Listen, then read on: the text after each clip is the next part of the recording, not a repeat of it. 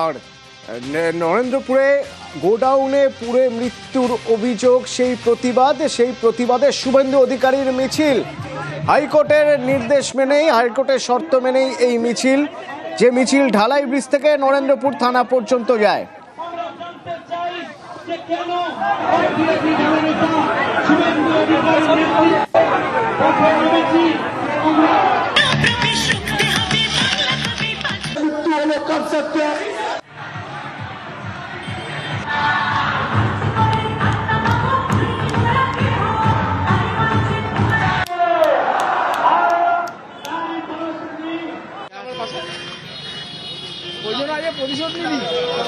দাবি এক, fire brigade মিনিস্টারের পদত্যাগ। দাবি দুই, এই যে আসল নাটের গুরু ও মোমো, এর লাইসেন্স ছিল?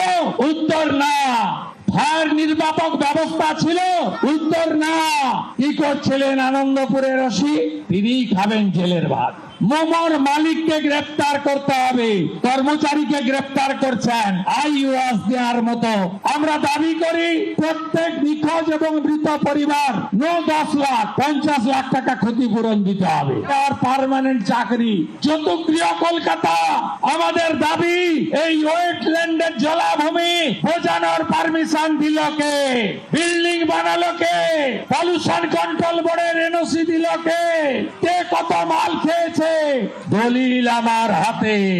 এই নজরুল আর ফিরদৌসির যে কাণ্ড, সব ক্লাব থেকে 25,000 করে টাকা। আজকে বলে গেলাম, এই পাপ যারা করেছে তাদের অবস্থাও শাহজাহানের মতো হবে।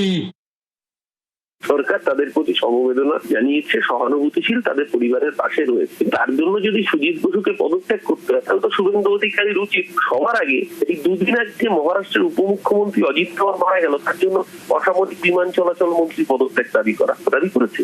এই যে আহাম্মুখের মতো এবং অর্বাচীনের মতো দাবি, এই দাবি প্রমাণ করে শুভেন্দু অধিকারী আসলে রাজনৈতিক ভাবে অপরিণামদর্শী, সস্তার ফুটেজ খাওয়ার লোভে রাজনীতি করছে। শোকস্তব্ধ পরিবারের পাশে দাঁড়িয়ে মিছিল করছে, সেই মিছিলের ডিজে বাজিয়ে নাচছে বিজেপির জগন্নাথের উল্লাস মঞ্চ বাংলা হবে না।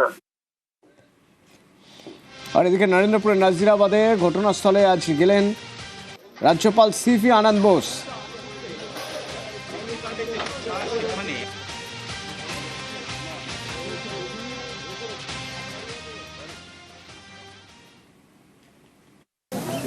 It's a very shocking, sorrowful and distressing sight.